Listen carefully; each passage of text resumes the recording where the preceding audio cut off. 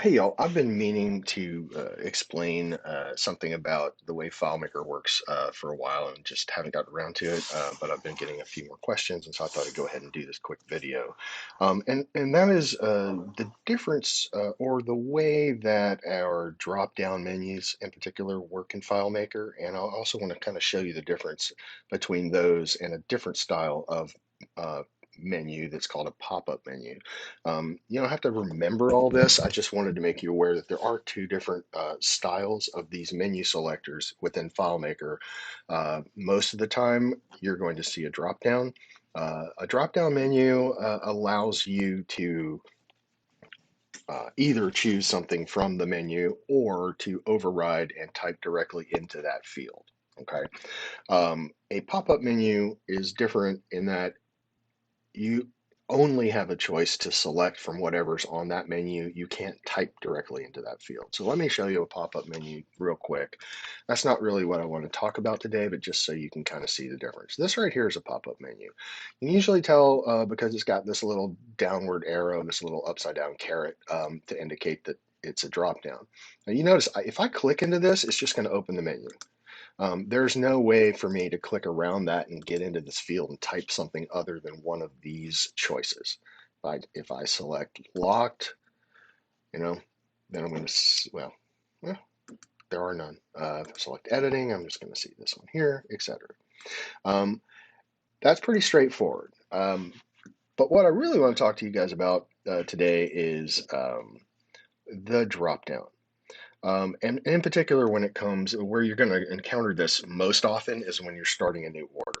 So you may or may not know that if you happen to be a place within SalesPal where you're in the context of a current customer, like for instance, here, I'm sitting on this demo with Fruitiker. It's an invoice for them. And so I'm in the context of this customer. And if I were to click new order from here, SalesPal is going to assume that I want to start another order for the same customer, and it's just going to go ahead and drop that in for me.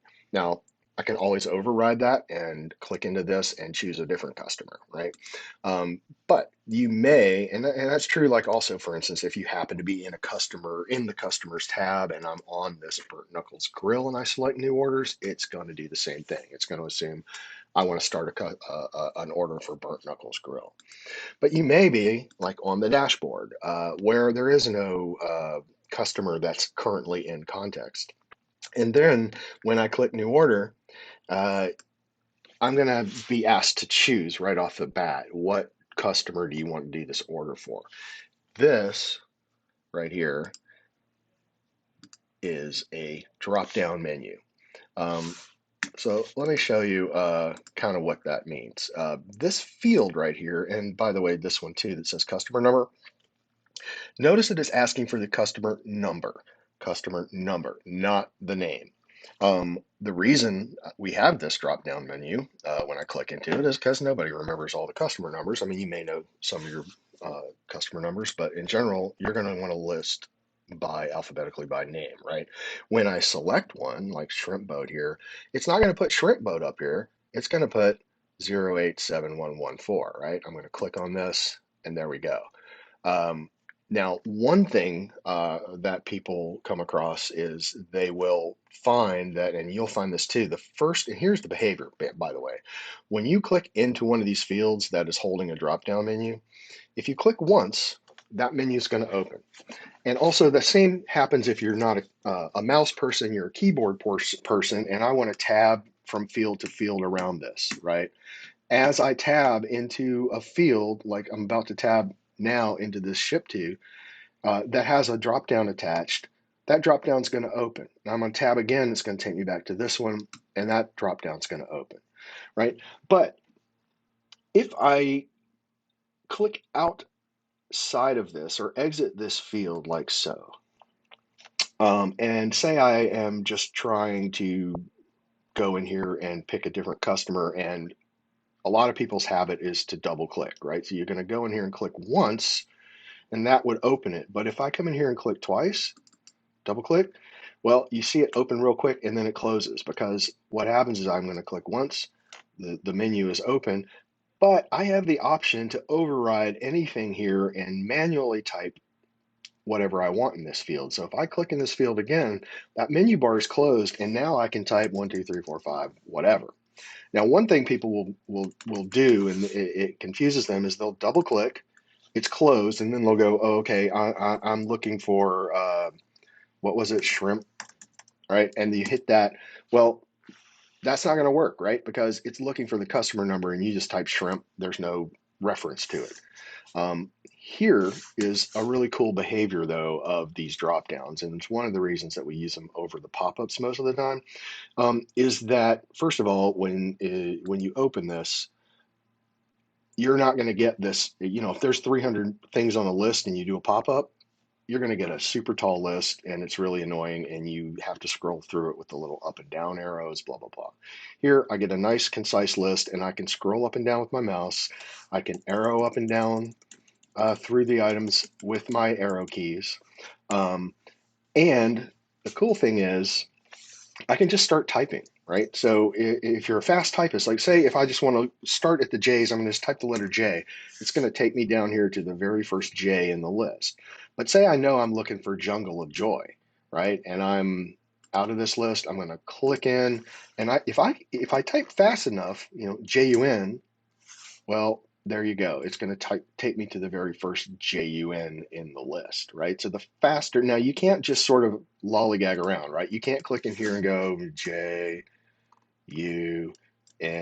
right? Because what'll happen is if the time runs out, the next letter I type, it's going to assume that it's the A, like I just typed an H, right? If I want Huntsville, I have to type HUN, right? But if I type H or I and the type H, it's going to take, and then I type U. Well, it's looking for a U, didn't find one. N, it's going to go to N, right? But if I type HUN, there you go. Okay, so here is the last little bit I want to sort of explain to you.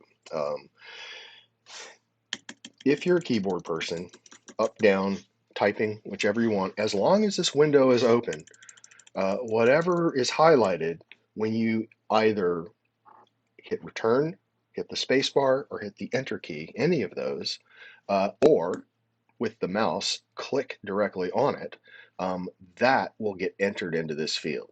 Okay, so I'm going to tab to here, and I'm going to hit the return key. Okay, but